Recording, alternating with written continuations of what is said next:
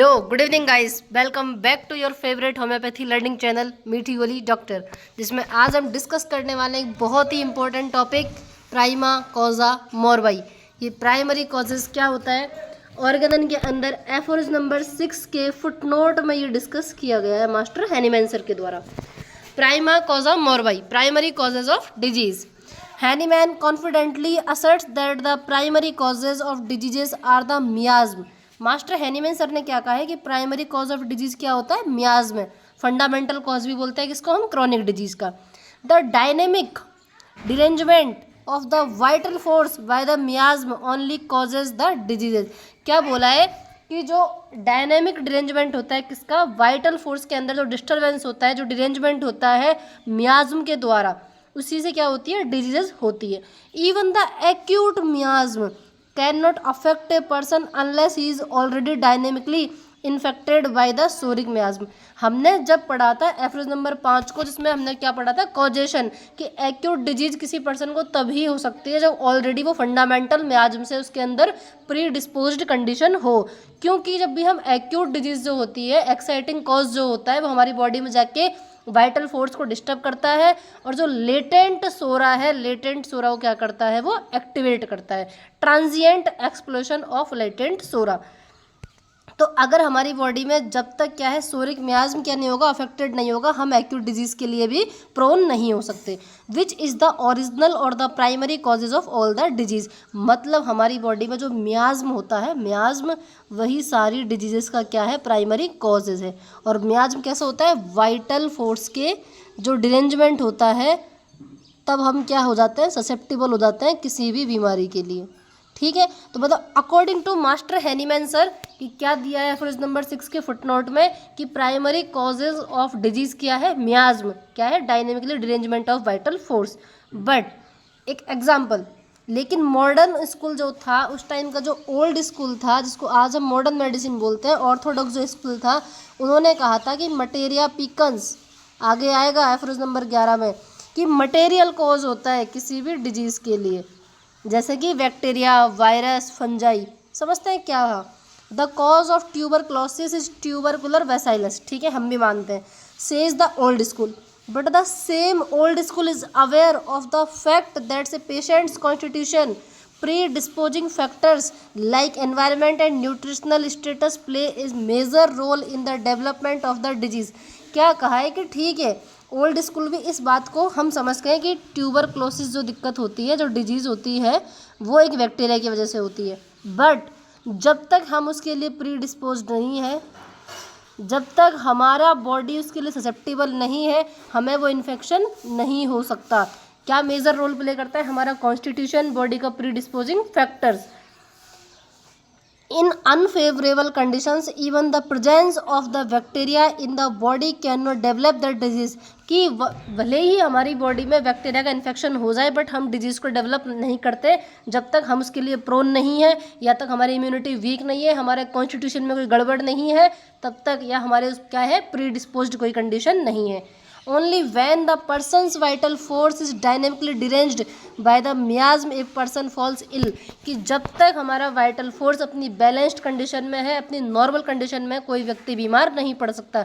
लेकिन जैसे ही वो वीक होता है, उसमें कोई डिस्टर्ब होता है, कोई इसमें डिरेंजमेंट आता है, तभी कोई पर्सन क्या होता है, बीमार होता है। किस क्या इन्वॉल्वमेंट होता है उसमें, मियाज्म उसमें क्या होता है, इन्वॉल्व होता है। ठीक है, समझ में आया यहाँ तक। सो द प्राइमा कॉजा मोरवाई is not the material cause but the मियाज्म।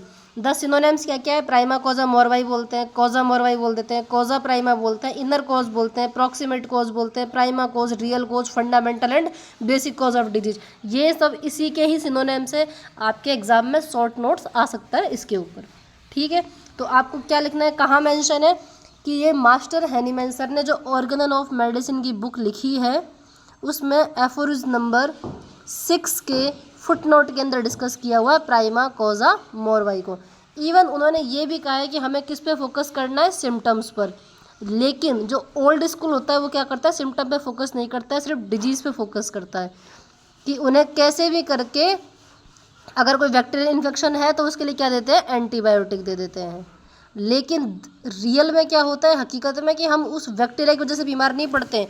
हम किस वजह से बीमार पड़ते हैं, हमारा वाइटल फोर्स जो होता है वो क्या हो जाता है, डिस्टर्ब्ड हो जाता है, वो वीक हो जाता है, तो वो हमें क्या बना देता है, ससेप्टिबल बना देता है उस कंडीशन के लिए। ठीक है। These old school adherent believes that the bacteria, viruses and the material creations of the diseased persons are the primary causes of the disease। क्या बोला कि ओल्ड स्कूल ने क्या कह दिया कि जो मटेरियल जो चीज़ें हैं जैसे बैक्टीरिया है, वायरस है, ये सारी चीज़ें वही क्या है, प्राइमरी कॉज ऑफ डिजीज है। दे considered that removal of these material causes will remove the disease. और उन्हें क्या लगता है कि अगर हमने इनको ख़त्म कर दिया तो डिजीज़ ख़त्म हो जाएगी। But this is a foolish assumption, ये किसी बात की तथ्यता को प्रमाणित नहीं करता, बहुत ही मूर्खता भरा ये क्या है, आइडिया है, बहुत ही मूर्खता भरा क्योर है। जबकि रियलिटी में क्या होता है कि हमारा वाइटल फोर्स होता है, हमें उसे क्या करना है, वापस से हेल्दी कंडीशन में स्टोर करना होता है, उसकी बैलेंस्ड कंडीशन आनी चाहिए वापस। ठीक है, क्योंकि अगर हमारा वाइटल फोर्स ही स्ट्रांग है तो हम बीमार पड़ ही नहीं सकते। These material causes are the proximate and not the distal causes of the disease. उनका ऐसा मानना है कि यही क्या है, प्रॉक्सीमेट कॉजेज है। बट रियलिटी में प्रॉक्सीमेट कॉज क्या है आपका, मियाज्म। फंडामेंटल कॉज क्या है, miasm. Knowledge of the true nature and constitution of his symptoms is necessary in proving or testing medicines। ये मास्टर हैनीमैन सर ने कहा है कि जब भी हम किसी रेमेडी को प्रूव करते हैं, टेस्ट करते हैं, तो उसके लिए हमें उसके सिम्टम्स की नॉलेज होना बहुत ज़रूरी है, जिसको हम बोलते हैं true and pure materia Medica construction. किस में लिखा हुआ है, एफरोज नंबर 143 में। जब ड्रग प्रूविंग लिखते हैं तो मास्टर हैनीमैन सर ने बताया था कि जो भी सिम्टम्स ट्रू होते हैं, प्योर होते हैं, उनसे क्या कंस्ट्रक्ट की जाती है, मटेरिया मेडिका। तो इसलिए हमें सिम्टम्स की ट्रू और प्योर सिम्टम्स की नॉलेज होनी चाहिए। In the examination of the patient, patient को एग्जाम करते टाइम पे, केस टेकिंग के टाइम पे।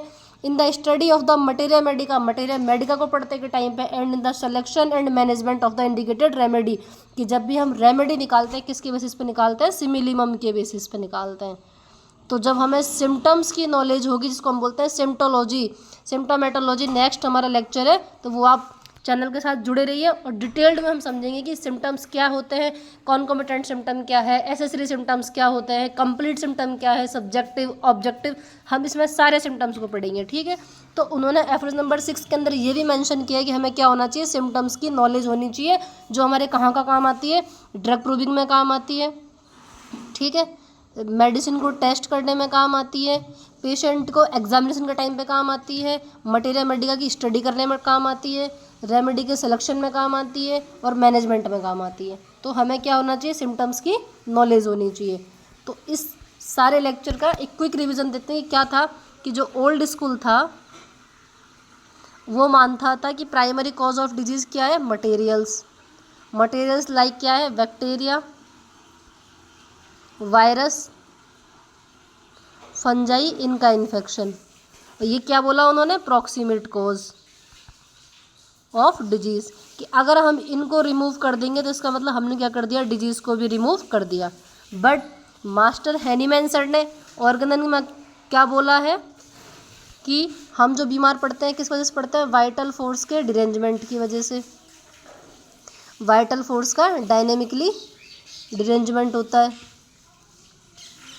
तो उसमें क्या होता है, हमारा मियाज्म इन्वॉल्व होता है।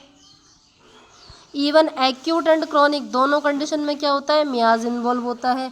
एक्यूट कंडीशन के लिए स्पेशली क्वेश्चन पूछा जा सकता है शॉर्ट नोट्स में, कौन सा होता है, सोरिक मियाज्म। उसमें क्या होता है, ट्रांजिएंट एक्सप्लोजन होता है, किसका, लेटेंट सोरिक मियाज्म का। कौन करता है, एक्साइटिंग कॉज करता है कोई भी। अब एक्साइटिंग कॉजेज क्या होता है, प्रीवियस लेक्चर में आप जाके देख सकते हैं, आई बटन पे आपको लेक्चर मिल जाएगा इसका। सेकंड चीज़, हैनीमैन सर ने क्या बोल दिया, दोनों चीज़ें। ओल्ड स्कूल में क्या बोला कि क्या है, मटेरिया पिकन्स, मतलब मटेरियल कॉजेज होते हैं लाइक बैक्टीरिया, वायरस, इनको रिमूव कर दिया, इसका मतलब डिजीज़ ख़त्म हो गई। हमने क्या बोला, सिम्टम्स को पढ़ो, सिम्टम्स की नॉलेज लो। वाइटल फोर्स की वजह से बीमारी होती है, वाइटल फोर्स क्या होता है, डायनेमिकली डिरेंज्ड होता है, मियाज्म इन्वॉल्व होता है। हमारे यहाँ प्राइमरी कॉजेज ऑफ डिजीज़ क्या है, मियाज्म। तो जब भी प्राइमा कॉजा मोरवाई पूछा जाएगा आपसे, वो क्या है, मियाज्म है।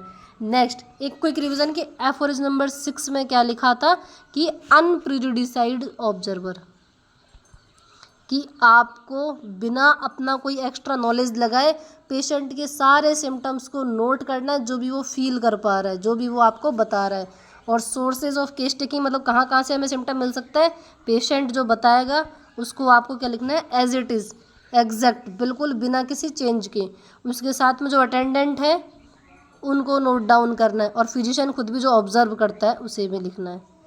बट ऑब्जर्वेशन करना चाहिए, सही ऑब्जर्वेशन होना चाहिए, मैल ऑब्जर्वेशन या नॉन ऑब्जर्वेशन नहीं होना चाहिए। तो यही था आपका प्राइमा कॉजा मोर्बाई। प्राइमा कॉजा मोर्बाई मतलब प्राइमरी कॉजेज ऑफ डिजीज, और वो क्या है आपका मियाज्म। तो आई होप गाइज आपको ये लेक्चर समझ में आया होगा। नेक्स्ट आप कमेंट कर सकते हैं कि होम्योपैथी का कौन सा टॉपिक आपको समझना है, और मेडिसिन की सीरीज इसके साथ में हमारी चल रही है। Thank you and don't forget to subscribe. बने रहिए मीठी गोली डॉक्टर चैनल के साथ में।